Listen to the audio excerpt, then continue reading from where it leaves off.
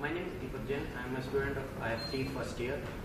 I worked on a project of renewable energy resources for decentralized biomass gasification system. It was nice to be working on the Genesis case study taken by GE for renewable energy sources. Renewable energy sources is nothing which is new. It's an idea pretty long back of 25 years. It has become a very huge opportunity, and it's nice to know when companies like GE have a focus on this issue, this area, targeting the segment, and especially most of our countries like India, which have to grow, keeping in mind the constraints of energy barriers as well that we are living in as of now. And Genesis gave me an opportunity to come out with my own ideas, set up a platform for me.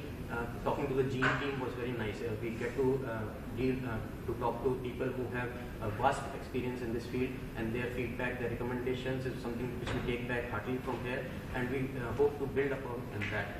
Thank you very much.